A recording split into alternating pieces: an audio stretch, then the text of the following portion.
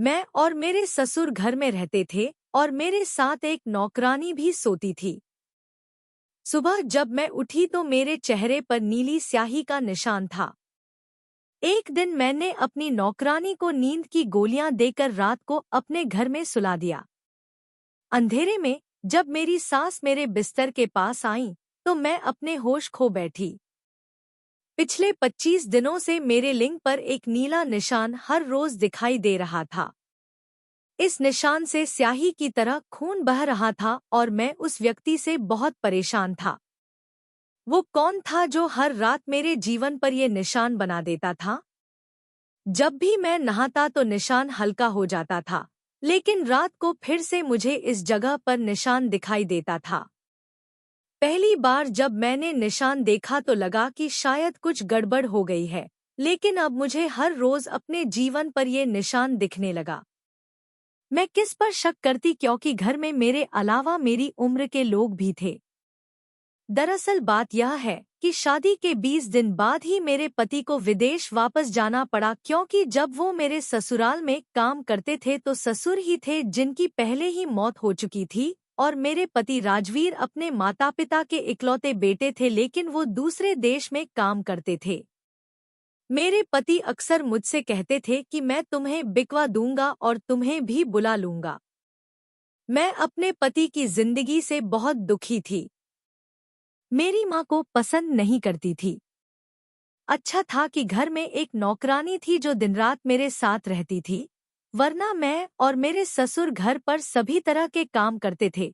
इसीलिए मेरी शादी से कुछ दिन पहले ही मेरे पति ने एक नौकरानी को दिन रात काम करने के लिए रखा था। वो घर के सारे काम करती थी और रात को मेरे साथ सोती थी। तो मेरे ससुर जी अपना ज्यादातर समय बड़े कमरे में या किचन में टीवी देखते हुए बिताते थे। मेरे ससुर जी अलग तरह के इंसान थे। खाना खाने से पहले वो 15 मिनट तक अपने हाथों को छूते रहते थे और फिर उन्हें शक होता था कि उन्हें नहीं पता कौन सा हाथ कौन सा है, ठीक से नहाया धोया और क्या नहीं। वो पेट भरकर ही खाना खाता था, हमेशा टीवी देखता रहता था, मुझसे ज्यादा बात नहीं करता था। बच्चा छोटा भी हो तो मुझे बुला लेता था, वरना कभी फोन भी नहीं करता था। मैं उसे सारा दिन नौकरानी ही कहती थी। पहले 2 महीने ऐसे ही निकल गए।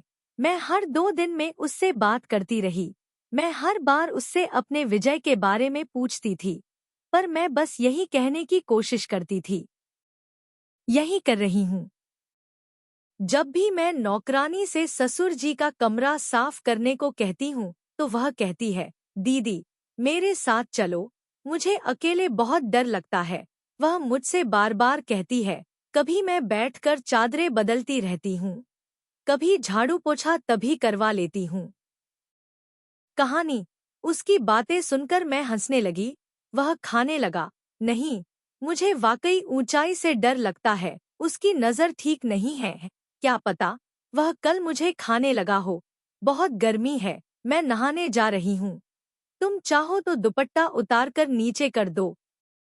मुझे उसकी यह बात बहुत अजीब लगी, इसलिए मैंने कामावधि से कहा कि उसने मुझे बेटी समझकर तुम्हारा ख्याल रखा होगा, खाने के लिए अपनी जान भी दे दी होगी। मैंने तरह तरह के लोगों के घरों में सबका ध्यान रखना कम कर दिया है। मुझे पता है कि यह कहते हुए वह रसोई में चली गई और मैं भी यह बात कान में फुसफुसाने लगा। बात करते करते मेरे मन में भी यही ख्याल आया कि आखिर कौन है जो हर रात मेरी जिंदगी पर नीला निशान लगाता है, और मुझे लगता है पर ऐसा नहीं होता। वो रात में बहुत डरी हुई तक जागती रहती थी। वो सहप्रेमी लड़की मेरे कमरे में पलंग के फर्श पर सोती थी। रात के करीब 2 बज रहे थे और मैं अभी भी जाग रहा था, यह देखने के लिए कि ऐसा कौन करेगा। वो मेरे साथ है, पर फिर पता नहीं कब नींद आ गई। पूरे दिन वीर्य के कारण मैं इतनी थक गई थी कि मेरे लिए पूरी रात जागना बहुत मुश्किल था। तो एक दिन मेरे होश उड़ गए जब मैंने देखा कि मेरे ससुर एक खाली बिस्तर को अपनी उंगली से छू रहे हैं। मैंने देखा कि वो कागज पर कुछ लकीरें खींच रहे हैं। शाम की चाय पीने गई थी, पर जो कुछ भी उन्होंने देखा वो मुझे अपना आपा खोने के लिए काफी था। जब उसने मेरी तरफ देखा तो पहले तो वह डर गया और फिर मुझे देखते ही गुस्सा हो गया। उसने कहा, तुम बिना पूछे मेरे कमरे में क्यों हो? क्या किसी ने तुम्हें दरवाजे पर इजाजत लेने की तहजीब नहीं सिखाई? उसने मुझसे इस पैसे के बारे में बात की, इसलिए उसने रंग फेंका और मैं वापस मुड़ा और सीधा अपने कमरे में चला गया। अब वहां सिर्फ मेरे दिल की धड़कनों की आवाज थी, मानो दिल से निशानी निकालकर मेरी जिंदगी का निशान निकल आएगा। अब फिर से मेरे दिमाग में घूमने लगा है, क्या वो निशानी है जो मेरी सास ने दिल में डाल दी है, जिसे मानने को वो तैयार नहीं थी? वो मेरे पिता की जगह है, मैं ऐसा सोच सकती हूँ, पर हकीकत ये थी कि मेरे मौसा के शरीर पर 25 तरह की स्याही के निशान थे। मेरे ससुर इसी वजह से कागज पर कुछ लकीरें खींच रहे थे। एक दिन मैंने उसे अपने कमरे से बाहर निकाल दिया। जब मैं किचन में गई तो देखा कि मेरे ससुर जी नौकरानी के ठीक पीछे खड़े थे। मैं बड़े आराम से बर्तन दे रही थी, वो उसके बहुत करीब थे। मुझे ये अजीब लगा। इसका मतलब ये था कि नौकरानी मजे कर रही थी और मेरे ससुर जी मुझे देख रहे थे। और नीता की तबीयत भी ठीक नहीं थी। मैं किचन में गई और मैंने अपने ससुर जी से कहा, पापा आप यहाँ क्या कर रहे हो? क्योंकि मैंने उन्हें आज से पहले कभी किचन में नहीं देखा था। वो मेरी आवाज से बहुत घबरा गए। मुझे किचन में देखकर वो अलग तरह से व्यवहार करने लगे। मेरी आवाज सुनकर नौकरानी बर्तन धोना बंद करके मेरी तरफ देखने लगी। उसे शायद पता था कि मेरे ससुर वहाँ हैं। वो हम दोनों को अजीब नजरों से देख रही थी। मैंने नौकरानी की बात अनसुनी करके अपने ससुर को रसोई में आने को कहा। उन्होंने कारण पूछा और खाना खाने लगे। मैं इस नौकरानी को छुट्टी दिलवा दूंगी। वह बिना हाथ धोए बर्तन दे रही है। उसके हाथ गंदे हैं। वह परेशान हो गई और खाना खाने लगी। साहब आप झूठ बोल रहे हैं। मैंने ही सबसे पहले हाथ दिया था और उसके बाद ही बर्तन लिए। जब मेरे ससुर ने उसे छुआ तो वह नौकरानी से बहस करने लगी और कहने लगी कि तुम झूठ बोल रही हो, मेरे बेटे का पैसा हराम का है, तुम अकेली हो और तुम झाड़ू वाले हाथ से बर्तन धोती हो, मैंने यह देखा है, नहीं तो नहीं। जैन, तुम बहुत दिनों से हमें गंदे बर्तनों में खाना दे रही हो। मैंने अपने ससुर को बहुत समझाया कि तुम यहाँ से चले जाओ जैन, मैं खुद नौकरानी से बात करूंगी, पर वह मुझ पर भी गुस्सा करने लगा और खाने लगा। यह तुम्हारी नमी का नतीजा है, नहीं तो मैं इस लड़की को 2 दिन में ठीक कर दूंगी। मेरा बेटा विदेश में रहता है, वह कैसे पैसे घर भेजता है और यह मुझे गंदे बर्तनों में खाना देती है। आज से मुझे मेरे बर्तन और खाना दे दो।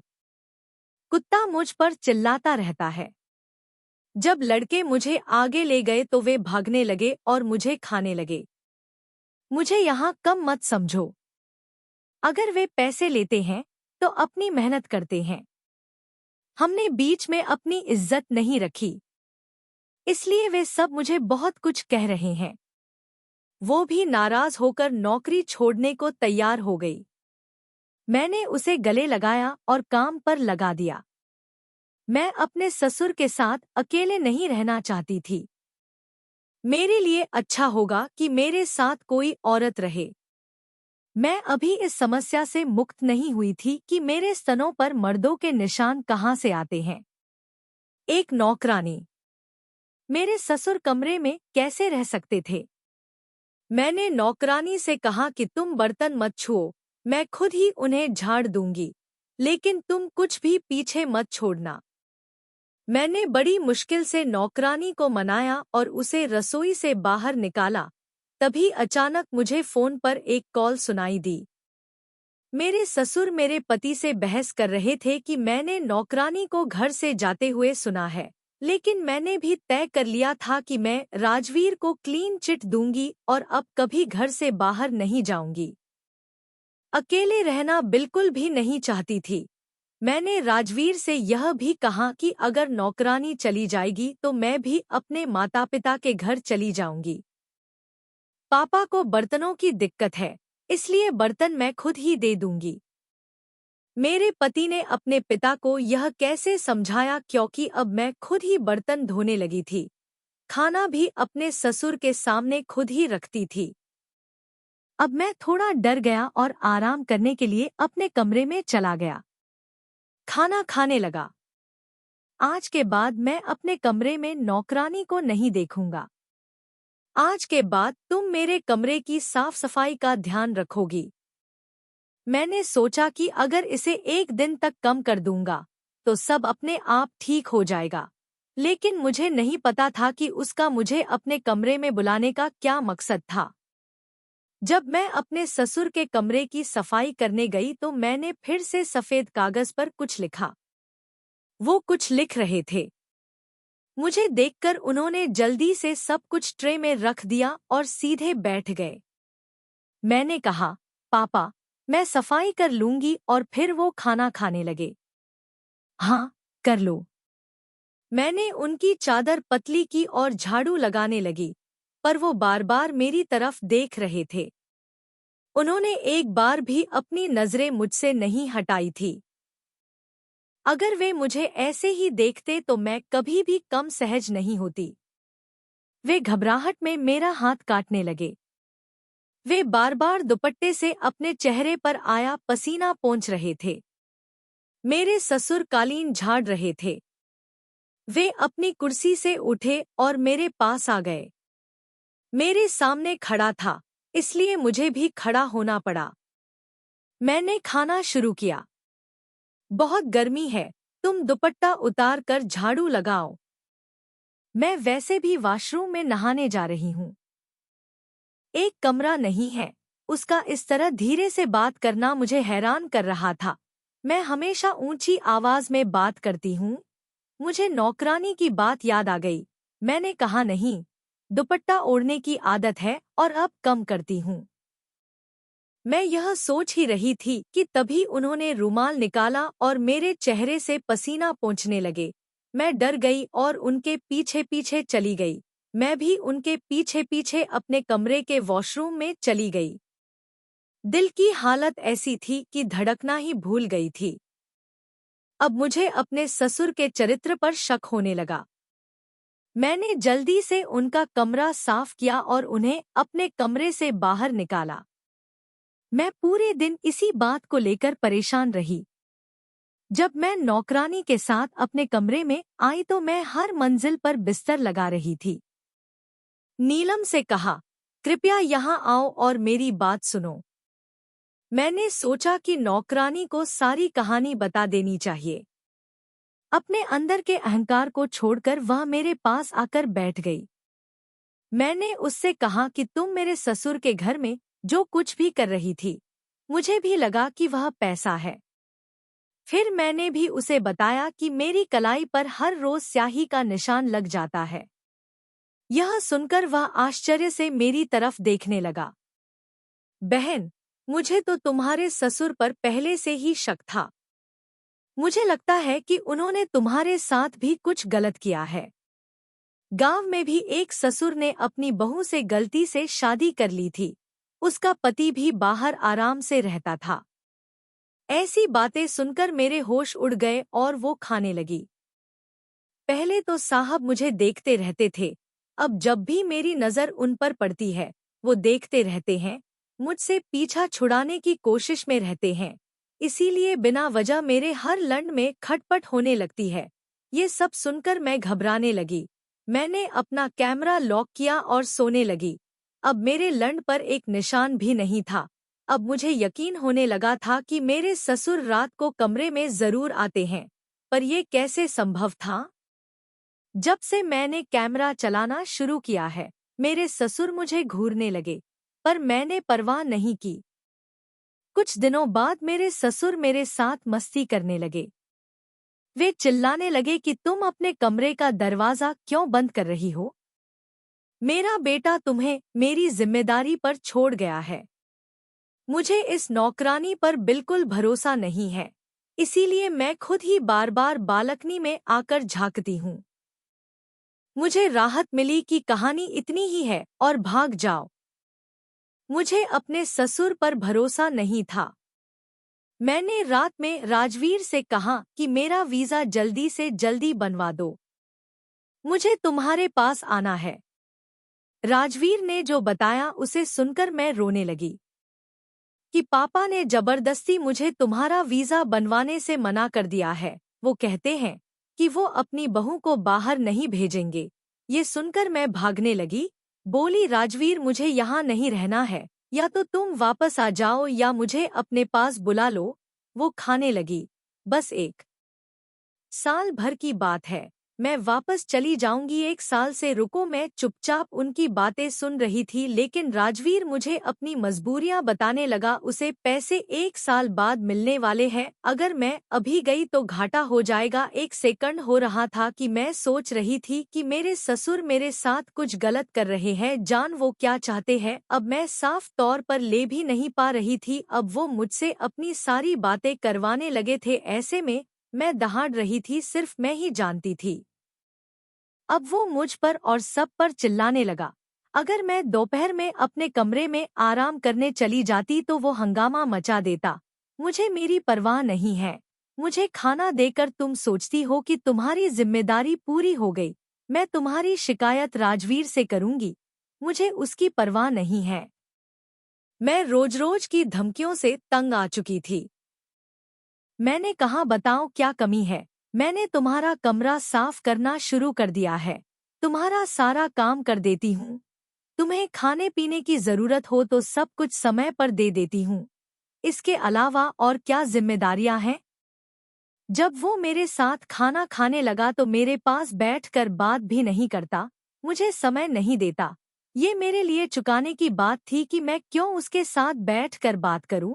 तो मैंने कहा कि मैं जो कर सकती हूँ वो कर रही हूँ और इससे ज्यादा की उम्मीद करती हूँ। आप मुझे नहीं रखे तो अच्छा रहेगा। यह सुनकर वह मुझ पर गुस्सा हुआ, पर मुझसे कुछ नहीं बोला। वह चुपचाप अपने कमरे में चला गया। नौकरानी भी कुछ बातें सुन रही थी और खाना खाने लगी।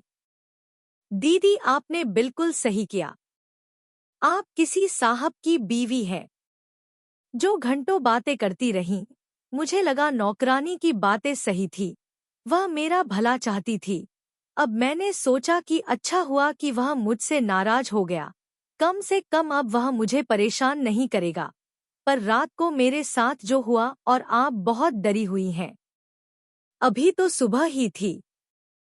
सुबह सुबह मेरी कलाई पर निशान था।